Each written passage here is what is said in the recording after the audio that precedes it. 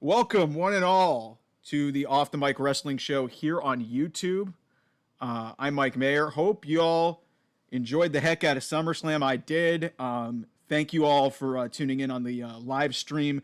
The idea behind that really was, okay, I felt like, obviously, with the inevitable return of Roman Reigns and just a lot of really entertaining matches on this show and a lot of potential big moments, that having a live stream and a live reaction as opposed to just doing a post show was going to be a better idea, and I was right.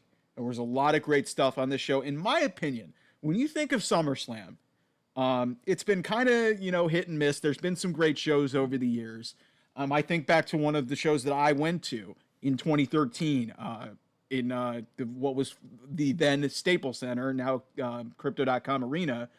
And that had two of the best matches maybe I've ever seen in person with Daniel Bryan and John Cena, and also CM Punk versus Brock Lesnar. You also think of 2002 with the Brock Lesnar, The Rock main event for the Undisputed Championship. Shawn Michaels making his incredible comeback in that unsanctioned match against Triple H. You had the greatest opening match maybe ever in WWE history on a pay-per-view, with Rey Mysterio going up against Kurt Angle in one of the greatest sprints you'll ever see.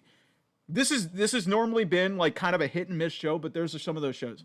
I think 2024 SummerSlam in Cleveland, Ohio is going to go down as one of the greatest SummerSlams to ever exist. This show from top to bottom, even with some matches that were like, they were fine, they all made sense. Every match felt different and unique in its own way. Even if the main event was kind of clunky in spots and there's some question as to whether or not there might be some injuries, the storytelling throughout this show was superb in several of these matches. And from an in-ring perspective, as good as you're going to get. And anybody who wants to complain that this show took 4 hours with 7 matches, shut your fucking mouth, okay? This show breezed along. There was a lot of great production bits that went into this in terms of the entrances. And like I said, just from a storytelling perspective, I think this was as well of an executed of a premium live event as I've seen this year. And also, from a moment's perspective, this is one of the best SummerSlams I've ever seen.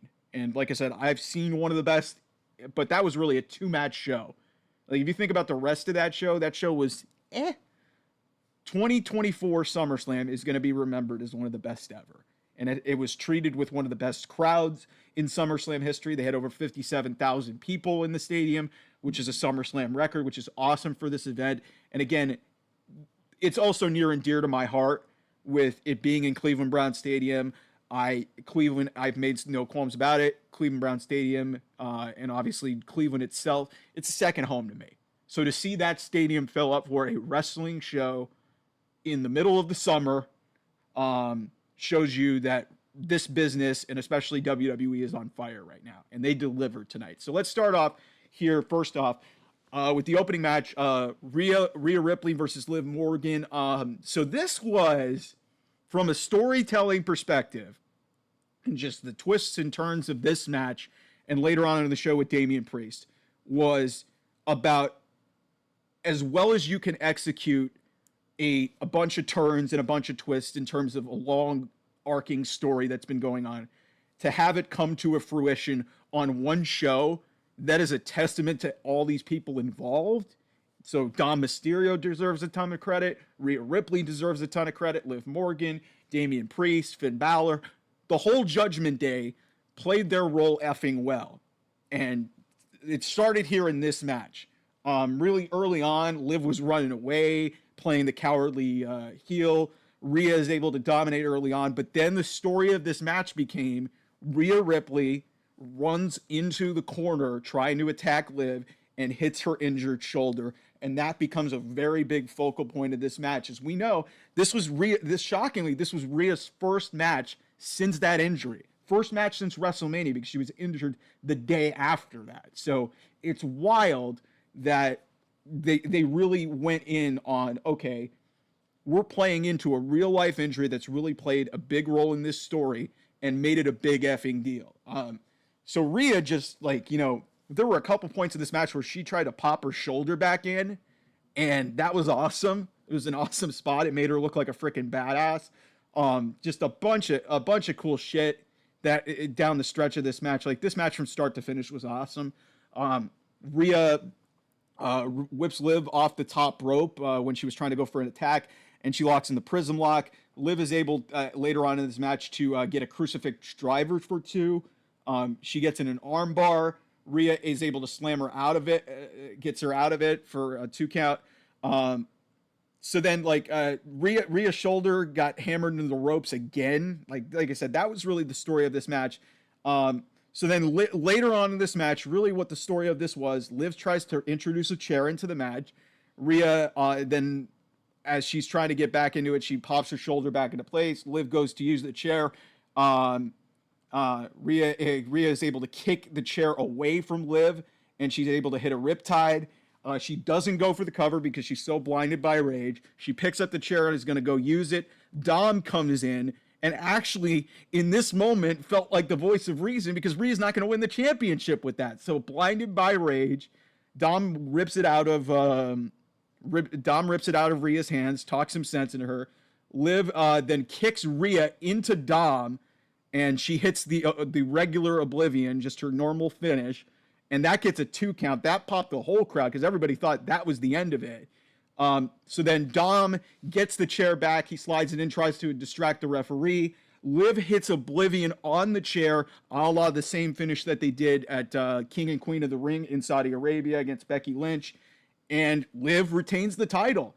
And Dom is seen smiling as he's going up the ramp like he did something. My only quibble, really, with this entire sequence of events, I would have liked them to not have a camera on Dom, because what happened after this is Dom picks up Liv as she's on the ground, sort of celebrating and kind of catching her breath after winning, picks her up, kisses her, and walks away with Liv Morgan. This was all a screw job by Dom, that dirty little bastard, and Liv Morgan. And part 1 of this excommunication of and this sort of reorganization of the Judgment Day is in effect.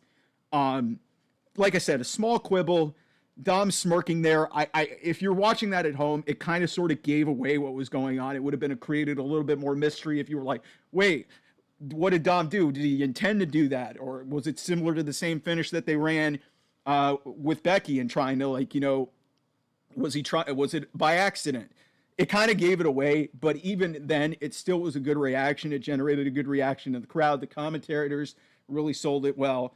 And really, that was the first domino to fall in what was like a really well-worked match by these two. And this is clearly far from over.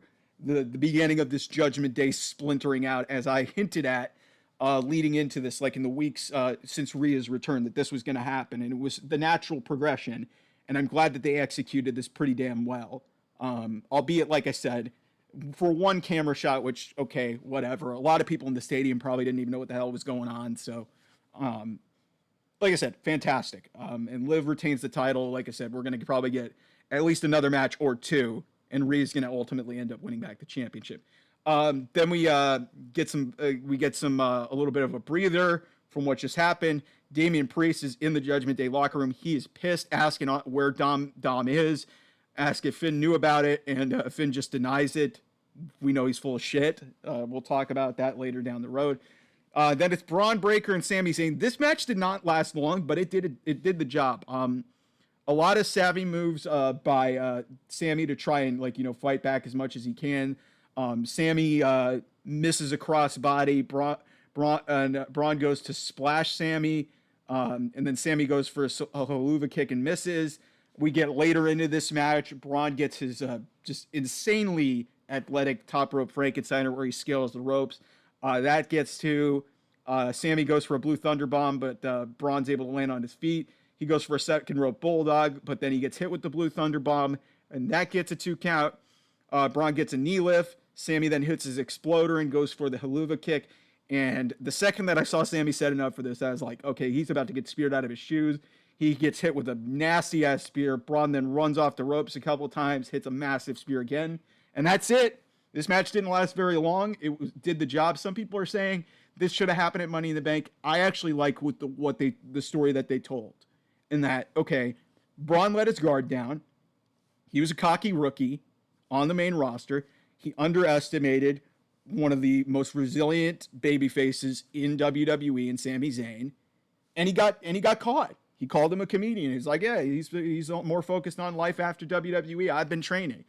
And so then you set it up again with him effectively TKOing Ilya Dragunov in the process. So you set up another feud down the line, and then you beat Sami on a bigger stage. I actually think this was done pretty damn well. Just because a guy takes one loss doesn't mean that he's completely sacrificed or anything. I actually like what they did here. Then we get to LA Knight versus Logan Paul. This was freaking great. I would have liked for it to have been shorter just for, selfish reasons, but I understand. And Logan Paul, say what you will about him. He might be a douchebag or whatever, but this guy is just so freaking talented at what he does. So, I mean, one of the first times in the night we actually used the Prime Hydration Station and also using a Prime bottle. A lot of the early portions of this match actually did not happen before. Like, a lot of this match didn't, it started outside the ring. The match didn't really start for a few minutes.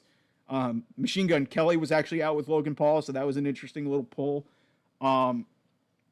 There's a loud "fuck you, Logan" chant in Cleveland. Yeah, you're really from Cleveland. If you're really a hometown boy when you're getting "f you, Logan" chants in your own hometown. And like I said, when you say, and I told my sister this during this when he was introduced from Puerto Rico by way of Cleveland, Ohio, that means you're not from Cleveland, okay? Cleveland is home, okay? You adopt it or not, okay? Like I said, I am from LA, but it's like I adopt Cleveland as my second home and I identify with it. Logan uses it just as an excuse. That's kind of what makes him such a great heel. So yeah, a lot of cool moves here. I mean, at one point in this match, so LA Knight actually had a side effect, which, yeah, somebody said, I think it might've been Corey Graves who said on camera, yeah, you haven't seen that in a long time.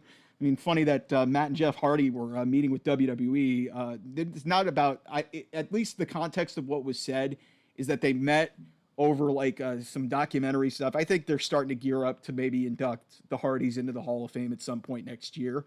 So that would be interesting. So then, LA then is on the second rope and he leaps up to the top rope and does an elbow drop in one motion. That was sick. Logan then hits LA with a clothesline to the apron, sending him to the floor. Then there's a springboard moonsault to the outside, which was really like in one seamless motion. That was Logan's just so freaking gifted. It's insane. Then Logan goes for his knockout punch, but misses. LA Knight tries to hit the BFT. It turns into a backslide by Logan for 2. Logan then is able to get out of that, hit a KO punch, but LA kicks out at the last possible second. This was probably the tightest near fall of the night. They really wanted to convince us that Logan was going to win. So that was a 2.999 kick out. Logan then goes up to the top rope. He misses a frog splash. LA then goes for the BFT again. Logan grabs the top rope and avoids. Logan goes up to the top rope again. LA is able to scale the top rope, do his little nifty leap up to the top rope, and he hits they said it was a superplex. It was absolutely a brain buster. It was a nasty landing for Logan, and that only gets 2. Logan then rakes the eyes outside the rings. He teases to go over to get his boys, to get the Knucks who've been involved, but LA just drop kicks him, and then he goes after the 2 goons. One of them, I think, his name is Jeff, and there was another guy who I don't know.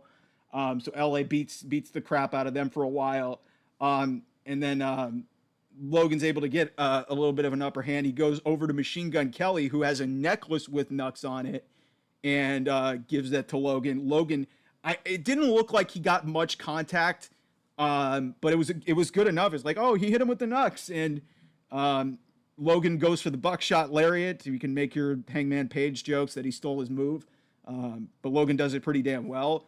LA's able to counter in a BFT, and LA Knight, yeah, is your United States champion. Hell yeah, it happened. They did a really good job in establishing this. They created some heat and giving you the misdirect that Logan was going to potentially, be the heel and get away with it. But they did the right thing here. LA was always going to win. I never doubted it. I'm actually okay with the match going as long as it did, even though my personal feelings about the way Logan conducted himself has conducted himself this week with some of the stuff that he was putting out in the social media and that kind of frankly embarrassed the company. But this was awesome. Great stuff here from all those guys. And like I said, the most important thing is LA Knight is a champion in WWE. It's about freaking time. This guy's been so freaking great, and the pop was awesome. Then we get to Nia Jax and Bayley. This was actually, I know a lot of people crap on Nia Jax, and I had some conversations. I was texting with people saying, "Yeah, Nia's not that good." Nia's gotten a lot better.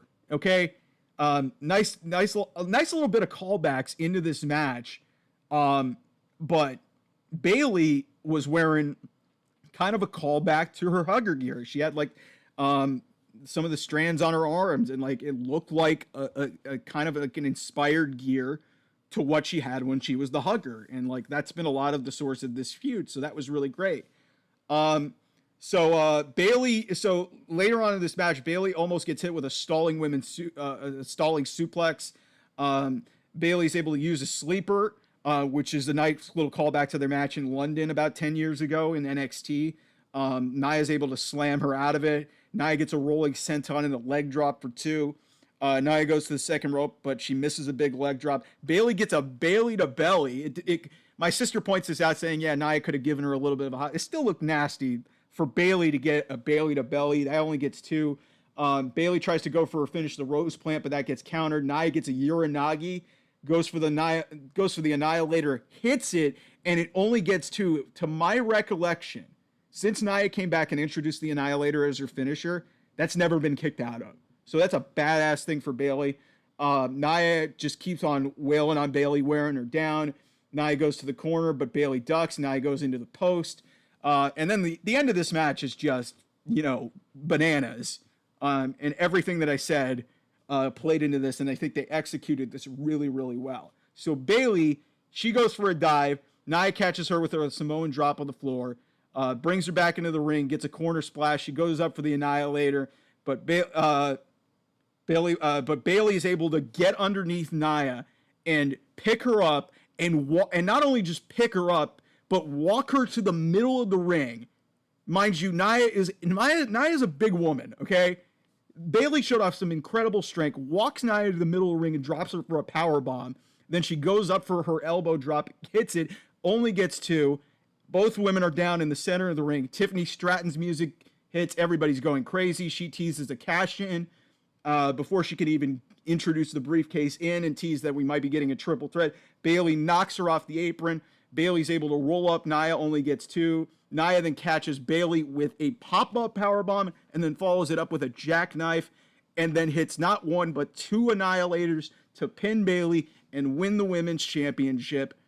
This was so well executed. I told all of you, and I saw so many people speculating that Tiffany was going to cash in. And I was like, why in the hell would they have Tiffany Stratton get a new briefcase that looks like a purse?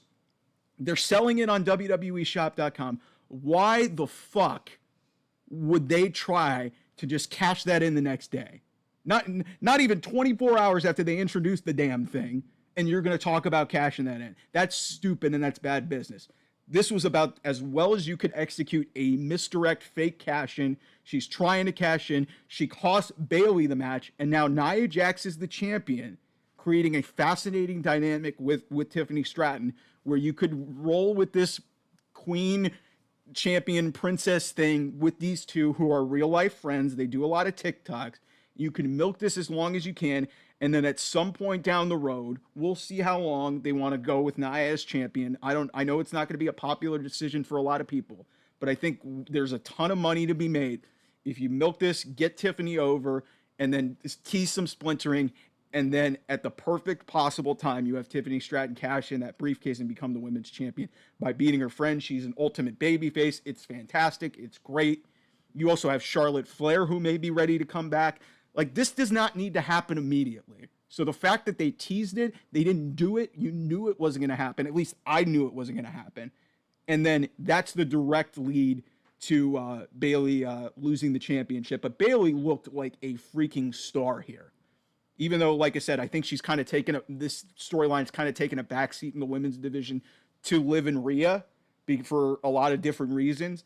Bayley came off like a freaking star, and she was a fantastic champion. She gets that powerbomb, which was unbelievable. She also had a Bayley to belly, and then it takes 3 annihilators, a pop-up powerbomb, and a jackknife powerbomb. Like, Bayley did not go down without a fight. This was awesome. I love this. Then we get to what I thought was the main event of this show, and maybe one of the best matches involving a special referee that I have ever seen in my existence.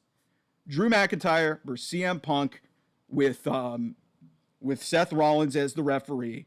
So, man, there's so much that went on in this match, and this was just a chef's kiss. Like, this was magnificent in every way how they executed this. Just from the little start to this match, CM Punk comes in, throws his sweatshirt at the ref Seth Rollins. Seth then proceeds to wipe his ass with it. that was fun. So then early on, Punk is punching Drew in the corner. He goes past the 5 count, and Seth, doing his job as a referee, says, "Hey, get out of here." That allows Drew to take over. Drew does the same thing. That allows Punk to get advantage. And then, like I said, this really just became just a magnificent bit of storytelling. So Punk gets, later on in the match, Punk gets flipped back first onto the apron. Drew then slams him into the desk in the powerbomb position. If you watched All In, CM Punk's last one-on-one match that we saw against Samoa Joe, it was similar to that spot. So Punk took a nasty, I might have hit the side of his head on the table a couple of times. So Drew then hangs up Punk underneath the ring with the little teeter-totter, the little seesaw move.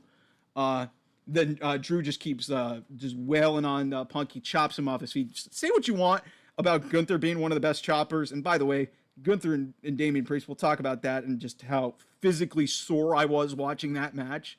But Drew, I was in the stadium when he faced off against Gunther and Sheamus. Drew hits about as hard as anybody when it comes to chopping people. Like, he was chopping CM Punk, and some of this was selling, but he chopped CM Punk off his feet a bunch of time. So Drew then gets a deadlift sit-out powerbomb for 2. He goes to grab a chair. He tells Seth, "Hey, just turn around and let it happen." So Seth turns around. He teases that he's just going to let it happen, and Seth doesn't allow it to happen. He grabs the chair away from Drew, and they almost run back the exact same finish that they did that I've been referencing on this channel for the last couple of weeks. The 1997 Bret Hart Undertaker match with Shawn Michaels as the referee. Seth is about to hit Drew. I think he was about to hit Drew with the chair, but he stops himself because he misses and prevents himself from hitting CM Punk. Seth gets rid of the chair. Punk is able to get a roll-up in, but the 2 count is delayed because Seth is getting rid of the chair. Drew then brings out the bracelet, and he goes for the Claymore, but Punk counters it with a kick. Gets a spinning neck breaker, gets his signature knees into the corner, does that 3 times, followed up by a clothesline. He gets his top rope elbow drop for 2. Punk then gets in the Anaconda Vice at one point, but he notices that Drew has the bracelet, so he gets distracted, takes the bracelet off, and has to break the hold. After all this happens, McIntyre hits a Claymore for 2. Seth, in the midst of all this, when the bracelet was on the ground because of the Claymore, Seth picks up the bracelet and puts it on the wrist. I noticed that the second that it happened, I was like, this is definitely going to come into play. So then Drew goes for the future shock. That's a callback to him injuring Punk. Punk counters it and throws Drew into the post. Punk goes for the GTS, but gets distracted seeing that Seth Rollins put the bracelet on. And Drew knocks Punk into Rollins. Drew then goes for the future shock, and Punk is able to hit the GTS. He gets the cover. Rollins selling the bump. It's a delayed count, and it's only 2. Rollins and Punk are arguing. Punk then, they had a huge argument after the whole count, saying a bunch of things. Punk then hits Rollins with the GTS, and he takes the bracelet back, and says it may not. Something to the effect, he says, "It may not be about me. But it's not always about you." Something to the effect of that. So Seth is down. He's the rep, and while this is happening, CM Punk goes to attack Drew, but Drew goes low. Yambag City, as we call it, if you ever hear from Taz, Dick Kick City, whatever. And so Drew then sets up for the Claymore. Seth crawls into count, and you can see visibly that he doesn't want to count the 3, or it's either that or he's selling the bump. It looked like a little bit of both, but Seth counts the 3. Drew takes the bracelet back. My God, what a freaking display by these 3 men. Seth Rollins, and I got to say this, I am not for special referees under any circumstances, really. I think they're very distracting. Seth did not wear out his welcome in this match. A lot of people were like, why is Seth in this match? He's very distracting with his gear and his fancy pants and like his geeked out Beetlejuice outfit and like the beads and stuff that he decked out on his ref shirt. Seth fit into this match. He actually, in my opinion, added way more to this match than I thought had any right to be. He is one of the best special referees that I have ever seen in a wrestling match ever. I am not exaggerating when I say that. His involvement and just the little elements, bringing in the bracelet, him picking it up, him getting into an argument with Punk, him almost doing the 97 finish. This was just, to me, this was one of the matches of the night. Maybe not from a strictly in-ring perspective, but from a storytelling aspect, this was everything that you wanted it to be. And just based on the fact that Drew took the bracelet back, this feud ain't over. I'd expect another match or 2 from Drew and CM Punk. And then Seth Rollins, it's like, okay, it's like he was kind of collateral damage a little bit in this. He did his job. He had fun with it. He added a lot to the match. And at some point, you're going to get CM Punk versus Seth Rollins down the line. And I'm all for that. I mean, frankly, with Gunther being the champion, I think Seth should honestly go after Gunther at some point. Like, he doesn't need to feud with Punk right away. I mean, I kind of phased myself out and I kind of like, confused myself a little bit with what I thought might happen in this match. I thought maybe Drew might get screwed, but I think this was the right way to go about it. Drew needed to get his win back. He deserved it. He's put up with a lot of losses. He's taken a lot of losses for the quote unquote greater good of this storyline. So CM Punk, being blinded by his weakness, which is his rage and his hatred for Drew, and just like this very personal side with this bracelet, and that costing him the match is a big deal. And like I said, Drew, I think, just earned this. Punk losing his first singles match in 10.5 years doesn't hurt him one damn bit. Like, there's going to be another match in this. He'll get his win back. He'll be fine. I don't really have any issues with how that turned out. So then we get another, like I said, the Judgment Day really dominated a lot of this show, and I thought it was great. So then Finn says Finn comes back into the Judgment Day locker room. He says he can't find Dom. Damian says he was out of line. He apologizes, says, I'm sorry. Finn says he's sorry. And if you need me out there, I'll be out there. You knew something was up. You knew something was going to happen. And then when I tell you from an in-ring perspective, this was the best match of the night on the show. It wasn't even close to me, in my opinion. Gunther and Damian Priest kicked the ever-loving,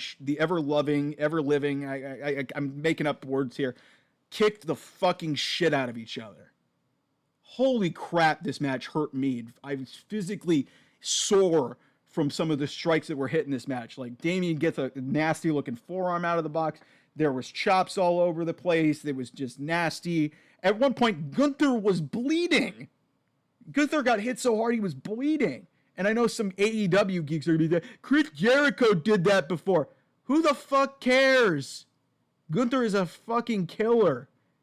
I mean, Jesus. Like, so Damian gets a Hurricane Rana from the top rope, gets a broken arrow at some point in the middle portions of this match. That only gets a 2 count. Damian gets a bunch of kicks. He shows off his MMA karate style background. Gunther's able to retaliate with some chops. Damian gets some chops, and like I said, busted him open. And like when people saw what Gunther's chest looked like, there was some murmurs and some just like people were. I don't know if they were uncomfortable, but they were popping for this, and this was just ridiculous. So Gunther goes for a power bomb later on. Damian counters with a spinning kick and gets a South of Heaven. which wasn't really a full south of heaven. That only gets 2. Damian goes for a power bomb. Gunther's able to get out of it with a chop, and he gets a big nasty lariat in for 2. Gunther then really takes over a lot of this match, and this is where the point where you're like, okay, Damian's being the defiant and like resilient babyface champion, which they've been trying to turn him in, fighting as the guy who's labeled as street trash by this guy, and like the real hatred is into this. So as this is going on, Finn Balor comes out to ringside to support Damian Priest. Gunther keeps hitting just a bunch of nasty chops. Damian tries to fight back. Gunther kicks him in the face.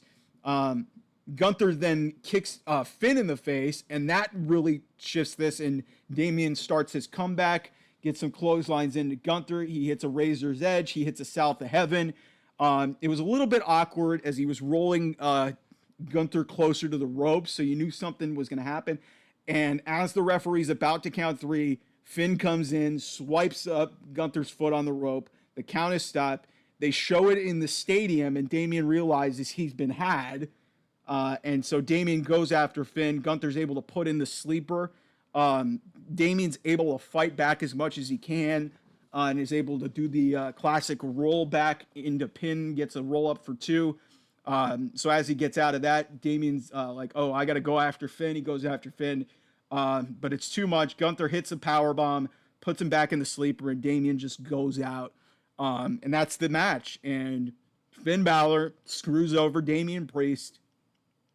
But there's some great storytelling elements. But from a pure wrestling perspective, this was the match of the night. And these two delivered. I never had any doubts about this. And the added elements of hatred that they put on this story made this register so much more. And now you have to wonder going into Raw, and as we start building this towards the latter stages of the year, what the hell is going to happen with the Judgment Day? Because now it's very clear Finn, Liv, and Dom are aligned together. Rhea and Damian are effectively like excommunicated from this reiteration of the Judgment Day. You have to assume JD McDonough is in on this as well because he's a tag team champion with Finn. So there's that. And now you have to wonder, okay, there's going to be like this sort of Judgment Day civil war that's going to happen. And what creates, you got to think ahead. And the next really big show that they're going to have, like a quote unquote big for, is Survivor Series in Vancouver. It's War Games. Normally they have 2 War Games matches. And what I fully expect to happen here is I fully expect that there's going to be a Bloodline versus Bloodline match, as we've all expected. That's going to happen. The OG Bloodline versus Bloodline 2.0. So you'll have that match happen. And I think you're going to add 2 more people and do some sort of 4-on-4 foray. I don't see how Carlito really fits into this. He's really been comic relief. Maybe he goes to the babyface side. It doesn't really make any sense. Like, Rhea's been wondering what the hell he's been doing there. So I think Carlito might just, be in the middle of this whole thing. But it's going to be Liv, Dom, Finn, and JD against Damian, Rhea, and 2 other people. I think that they'll try to figure out how they really form their new alliance or something, whatever. Or, maybe you just do, you start doing variations of mixed tags with Rhea and Damian, obviously being aligned. And at some point, Rhea is going to get the championship back. But I would expect that this storyline with Liv and Rhea, obviously mixed in with the members of the Judgment Day, is going to continue for, I would say, another at least a couple of months. And I would expect Liv and Rhea, the blow-off match, at least for the championship, I think is going to happen in Hell in a Cell. But then you could probably continue this maybe to like a mixed War Games match, which I don't think has ever been done before, where you have men and women competing in the same match. And I think that would actually be awesome, and it would be really neat display for the work that all these people have done. So then we get like a little palate cleanser here. Awesome Truth out in the ring. Miz actually, he didn't do a lot in this show, but it's like, he was a host. He kind of moved things around. The production on this show was just really outstanding. Like, you had Rhea getting followed to the ring right out of the gate, like, and it felt really seamless out of like America the Beautiful and stuff. It didn't feel anything. We'll talk about the Cody Rhodes entrance, which it was just outstanding. But Awesome Truth are in the ring to announce the attendance. The official number 57,791. That is a SummerSlam attendance record. Good job, Cleveland. Damn right. I'm really proud of this city. It's gotten disrespected a lot by a lot of different people for just some humorous reasons or not. This show delivered. This crowd delivered. Grayson Waller and Austin Theory being the heels, they interrupt. Theory taunts the Browns and says the fans look like Jelly Roll. Waller's like, oh, don't talk Jelly Roll. And then he teases that he's going to say something nice about Jelly Roll and says, yeah, Jelly Roll actually accomplished something. He made music worse than R-Truth. Truth then says Theory and Waller are the Rock and Roll Express because R-Truth is just the most confused man in the world. He's just a national treasure. Miz and Truth attack the heels while this is Jelly Roll is actually gets in the ring with a chair, hits a chair shot on both of them. That wasn't great, but then he hits a fantastic looking one-arm choke slam on Austin Theory. Maybe it helps that Austin Theory is maybe one of the best sellers in WWE. And then the three of them do a 5-knuckle shuffle, a 15-knuckle shuffle, and that's the segment. And then we get to the main event. This wasn't a perfect match by any means. It was bloodline rules, so it's like they kind of tried to follow the same format that they did for Roman and Cody at WrestleMania. It was clunky in spots. It kind of dragged a little bit. It was like, okay, when are we going to get to the interference portion? But let's start off at the beginning. In one of the best produced entrances that I've ever seen in WWE, Cody Rhodes went from his bus, picked up his dog, which I think they said was the last ride for Pharaoh.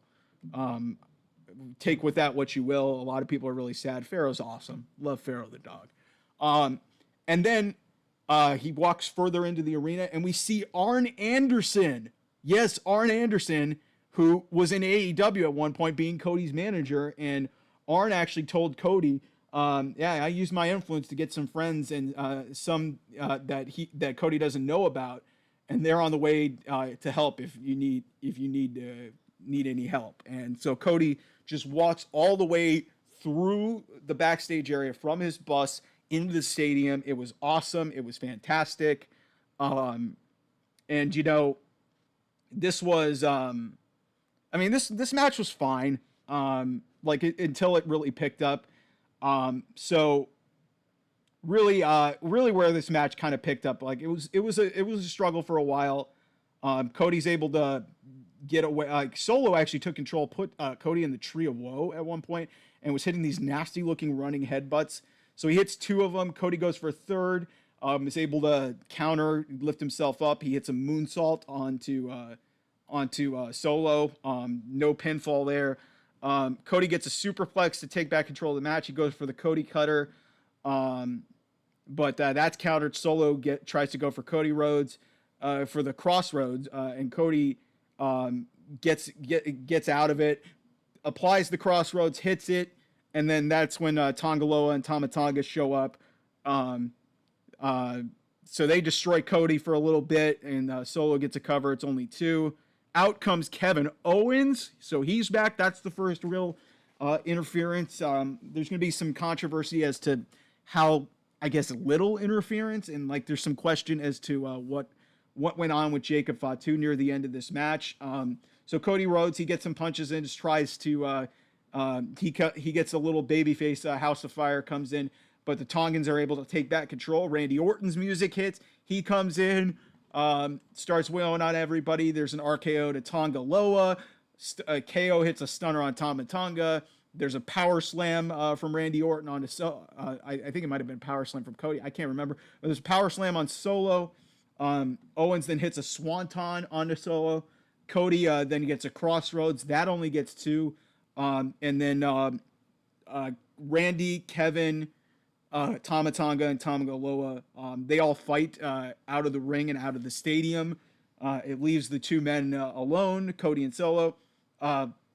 Cody then brings the steps into the ring, and he hits Solo with them twice, but then Solo counters the third option, and he hits a spear that looked really nasty. And if it would have been missed anyway, Cody might have gotten hit in the head with the steps, so that was crazy.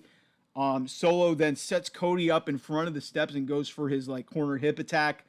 but he misses. Cody then hits 2 crossroads, but before he can even hit the third, Jacob Fatu runs in, starts wailing in on Cody, does all his crazy shit, hits a moonsault on Cody, and that leads to a cover by Solo, and that's only a 2 count. Jacob then starts continuing to beat the crap out of Cody on the outside of the ring, gets a bunch of super kicks, sets him up on the table, hits a splash, but he hurts himself, and it left you wondering what was going on because Jacob wasn't shown for the rest of the match, and he looked pretty visibly upset. So I hope he's not hurt, but that looked a little bit weird. So Solo, basically, Jacob says finish him. Solo goes and hits a top rope splash. That only gets 2. Solo goes for the spike, but Cody just collapses down. Cody then fires back up, gets a kick, hits a Cody cutter. Both men are down in the center of the ring, and nobody has the upper hand. And what happens? The tribal chief, Roman freaking Reigns, is back in the stadium. I was almost a little bit thrown off because they had the new music. It was the variation that they used on the second night of WrestleMania, which is fine. I mean, Roman's Roman, and it was a nuclear pop. There's a little bit of a delay as Roman's getting in the ring. There's some speculation on commentary as to who's Roman's helping. Roman then rushes the ring, Superman punch to Solo. He spears Solo. And then after all that happens, he just looks to Cody and just walks away. Kind of a little bit of a smirk on his face. And by the way, OTC was the new shirt, Original Tribal Chief. You better believe that's gonna get branded in some capacity.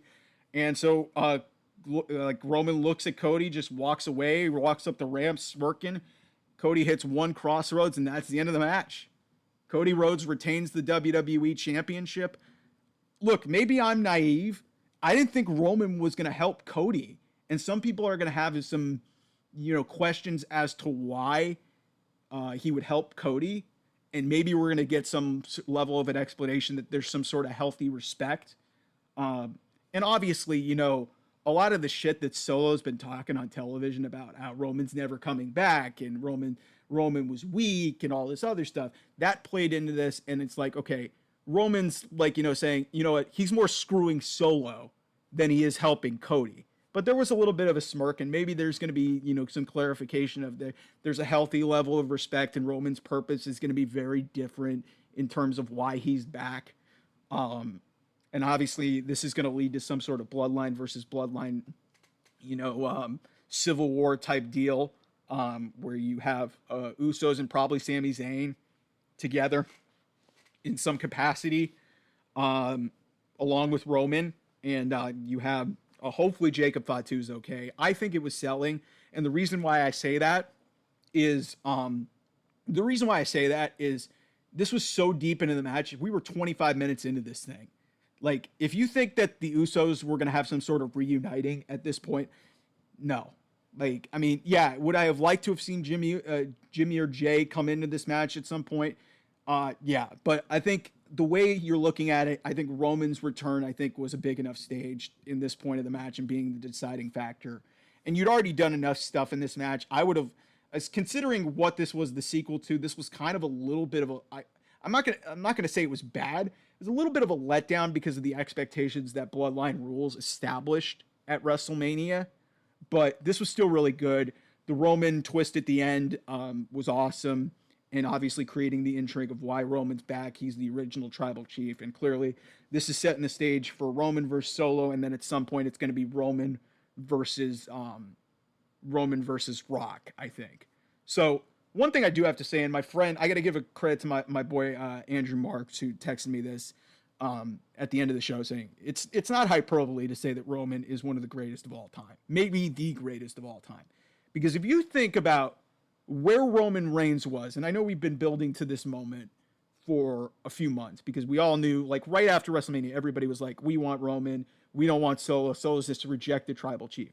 But to think about where we are, think about where Roman Reigns was. Let's go back to 2015. Let's go back almost 10 years. Roman Reigns was overpushed, in a lot of ways overhyped. A lot of people thought he couldn't wrestle, he couldn't cut a promo. They just incessantly tried to push this guy as the top babyface.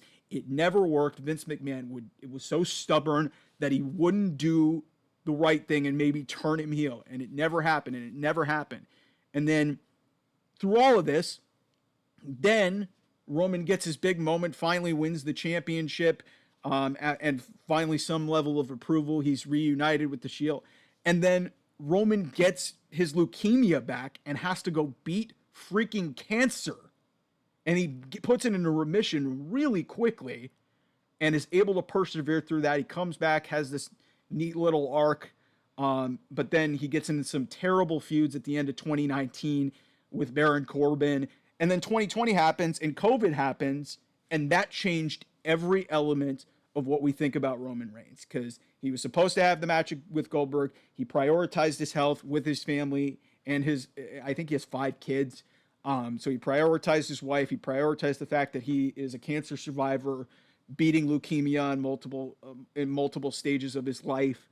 And so he goes home for a few months, comes back as the tribal chief, and has one of the greatest runs of the modern era in terms of a champion and in terms of character development, what he was able to do in the Thunderdome in that run through COVID, carrying this company out of the pandemic into its most prosperous era of all time, and having maybe the greatest storyline in modern wrestling. Putting all of that into totality of what has happened with Roman Reigns, it's hard to argue that Roman is one of the greatest of all time, considering all the adversity that this man has had to overcome, and being labeled as the guy, being rejected by the people, and then all of a sudden having to reinvent himself after beating cancer and then going through a worldwide pandemic. He comes back and has the run of a lifetime, holds the title for 1,300 days, and now he comes back into a stadium of nearly 60,000 people who wanted to see him for months. We expected one of the biggest pops of all time. It was one of the biggest pops of all time. This man has earned it. He is a first ballot Hall of Famer. And like I said, it is really hard to have an argument that he is one of the best to ever do it. And now it's going to be really fascinating to see how he expands on his legacy in this new chapter as the tribal chief, in, trying to fight and, legitimize his legacy after suffering the biggest loss of his career. But in the element of storytelling, you now have this build with Solo Sikoa, and then there's going to be something with The Rock. And I can't wait to see how that's going to play out. So this was awesome. It's really great to see Roman back. Like I said, at the top of the show, and I know I've been wailing because this was just such a freaking awesome show. One of the best SummerSlams I've ever seen. Even if the level of work rate in terms of what Cody and Solo in that main event was, it made up for it with a lot of the run-ins at the end, and obviously Roman Reigns' return is just as electrifying a moment as you're going to find in any professional wrestling show this year. So, and also one thing I forgot to mention in the LA Knight match, I knew he would, and maybe it's because it was just the most obvious thing of all time. He didn't drive out to the ring in the Prime-Mobile, but he was shown backstage before making his entrance and broke one of the windows with a pipe. So that was awesome. But yeah, I mean, one thing that was really interesting, outside of LA, I think if I'm thinking off the top of my head, not a lot of baby faces won on this show. And it was still an effing great show, because I think in the era of storytelling of Triple H, you've even made some of these heels make a lot of sense and people want to root for them. So, or they're really interesting. So, yeah, this was a fantastic show. I can't wait to see where everything goes next. I've lost my voice from talking so much on the 4-hour stream. Thank you all for tuning in so much. I'm going to grab a little bit of water here to, wet my whistle. Thank you all for, just doing all you can to help promote this channel. I'm going to experiment with what I need to do better. If you have any feedback for me on the live stream, thank you. If you enjoyed the peanut gallery of my sister, she's the new star of the show. At some point, hopefully we'll give her some FaceTime if she's up to it. But yeah, like, share, and subscribe to the YouTube channel. Appreciate it. I'll love you forever. Follow me on Twitter at offthemic28. Can't wait to talk to you guys on Monday. Raw is going to be awesome. And obviously, when we get to SmackDown with Roman, there's going to be a lot of questions to answer there. So thanks for tuning in. I'll talk to you guys real soon. Bye-bye.